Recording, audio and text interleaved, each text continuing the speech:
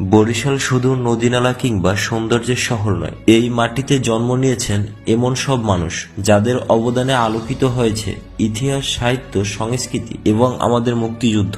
আজকের ভিডিওতে আমরা জানব বরিশাল বিভাগের 10 জন বিখ্যাত ব্যক্তির সম্পর্কে। এই তালিকার 10 নম্বরে রয়েছে বীরশ্রেষ্ঠ মোস্তফা কামাল, অদম্য সাহসিকতা ও আত্মত্যাগের প্রতীক। তিনি 1971 সালের মুক্তিযুদ্ধে জীবন উৎসর্গ করেন।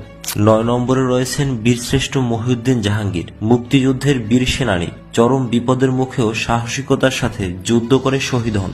এই তালিকার 8 নম্বরে রয়েছে আব্দুল গফফার চৌধুরী, আমার ভাইয়ের রক্তে রাঙানো 21শে ফেব্রুয়ারি গানের গীতিকার, সাংবাদিকতা ও সাহিত্য রেখেছেন অসাধারণ অবদান। 7 নম্বরে রয়েছেন সৈয়দ আজিজুল হক, বাংলাদেশের প্রথম আইনসভার স্পিকার, রাষ্ট্র গঠনের প্রাথমিক পর্যায়ে গুরুত্বপূর্ণ ভূমিকা রেখেছেন।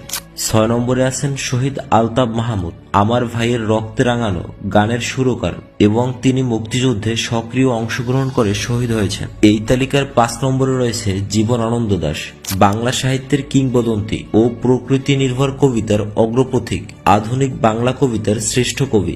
4 নম্বরে রয়েছেন শরীফ আহমেদ, বীরশ্রেষ্ঠ কণ্ঠশিল্পী ও অভিনেতা।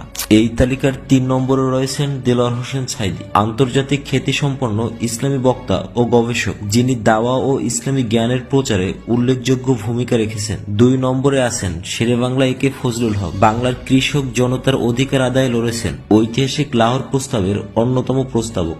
এই তালিকার শীর্ষে রয়েছেন শহীদ শরীফ ওসমান হাদী, ভারতীয় আধিপত্যবাদ ও সব ধরনের অন্যায়ের বিরুদ্ধে লড়ে গেছেন, ন্যায়ভিত্তিক রাষ্ট্র গঠনের স্বপ্ন দেখতেন, শত্রুর সাথেও ইনসাফ করার শিক্ষা দিয়েছেন।